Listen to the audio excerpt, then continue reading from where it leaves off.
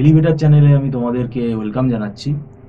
আজকে আমরা যে বিষয়টা নিয়ে আলোচনা করব সেটা হচ্ছে, আমাদের দেখো অনেকে এবারে হায়ার সেকেন্ডারি পরীক্ষা দিয়েছে, 10+2 পরীক্ষা দিয়েছে, আবার অনেকে ধরো গ্র্যাজুয়েশন কমপ্লিট করে মাস্টার ডিগ্রি করতে যাচ্ছে। এবং এই সময়টা স্টুডেন্ট বা গার্জিয়ানদের ডিসিশন নিতে হয় তারা কোন কলেজে ভর্তি হবে, কোন স্ট্রিমে যাবে, কোন কোর্স করবে। এই ব্যাপারটা নিয়ে অনেকেই কনফিউজ থাকে।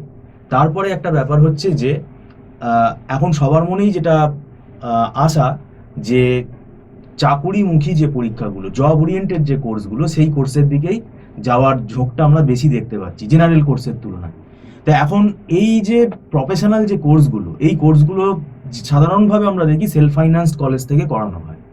তো এই কলেজগুলোর কিছু কিছু দেখা যাচ্ছে ক্ষেত্রে যে ফিসগুলো কিন্তু একটু হাই, অনেকটাই হাই।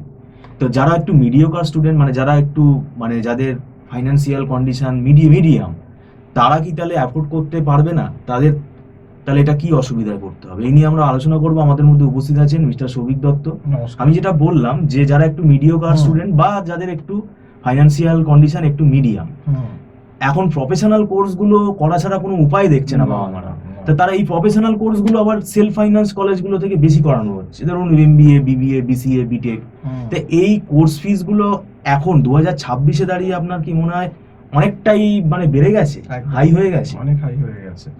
এবং সত্যি কথা বলতে গেলে কি, যে অনেক কলেজ আছে যেগুলো বিটেক, এমবিএ বা ইঞ্জিনিয়ারিং, যেটা আমরা স্টুডেন্টদের থেকে রিপোর্ট পেয়েছি, আমার স্টুডেন্টদের থেকে, যে ফ্যাকাল্টি লেভেল সেরকম ভালো না, রেগুলার অনেক জায়গায় ক্লাস হয় না, প্লেসমেন্ট ততই বছর শুধু সেলসের চাকরি দেয়। এরকম ক্ষেত্রে অনেক কলেজ আছে, এমবিএতে শুনছি নাকি 5,85,000, 5,70,000, 6,00,000। তো সেক্ষেত্রে আমার মনে হয়েছে যে কলেজের কোয়ালিটি অনুযায়ী এবং কলেজের ইনফ্রাস্ট্রাকচার বা কলেজের প্লেসমেন্ট অনুযায়ী স্টুডেন্টদের থেকে বা গার্জেনদের থেকে অনেক বেশি টাকা চার্জ করা হচ্ছে।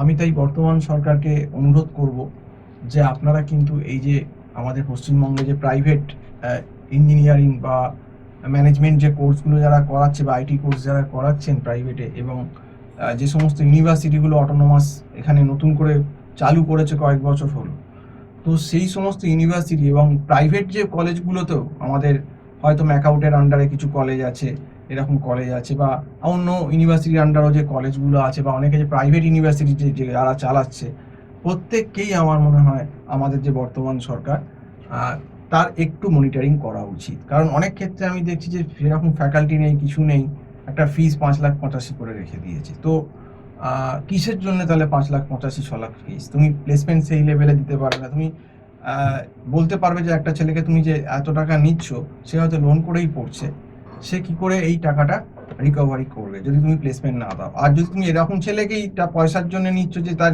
এমবিএ করার যোগ্যতা নেই, পয়সা দিচ্ছে বলে তোমাকে ঢোকাতে হচ্ছে, তাহলে আমার মনে হয় সেরকম ছেলে বা মেয়েকে অ্যাডমিশন করানো উচিত না, যাকে তুমি প্লেস করতে পারবে না। সেটা যখন তোমার সে কম্পিটিটিভ এক্সাম বা জিডিপিআই দিতে আসে, তার একটা ইন্টারভিউ না, তখনই ফিল্টার করা উচিত। তাতে যদি কিছু স্টুডেন্ট কমে, কিন্তু যেটা হবে সলিড হবে।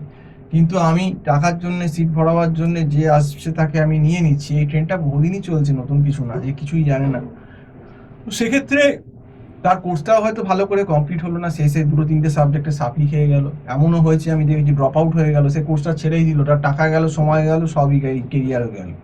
তো সেই জন্য বলবো রাজ্য সরকারের কাছে, আমাদের নতুন যে রাজ্য সরকার, তাদের কাছে আমার বিনীত অনুরোধ যে আপনারা একটু প্রাইভেট যে ইঞ্জিনিয়ারিং কলেজ আমাদের ওয়েস্ট বেঙ্গলে আছে, বা যেগুলো ম্যানেজমেন্ট কলেজ আছে, আইটি কলেজ আছে, বিভিন্ন কোর্স করায় ম্যানেজমেন্ট, আইটি, ইঞ্জিনিয়ারিংয়ে, এইগুলো একটু আপনারা আলোকপাত করুন। কারণ বহু স্টুডেন্ট আমাদেরকে আগে কমপ্লেন করেছে যে ফ্যাকাল্টি ক্লাস হয় না ঠিকমতো, ফ্যাকাল্টি স্ট্যান্ডার্ড নেই, পড়াতে পারেন না, বা অনেক সময় ক্লাস হচ্ছে না, সেইভাবে ভালো লাইব্রেরি রুম নেই, ভালো বই পাওয়া যায় না, বা ইনফ্রাস্ট্রাকচারেও ল্যাবরেটরি কিছু প্রবলেম আছে ল্যাবরেটরিতে।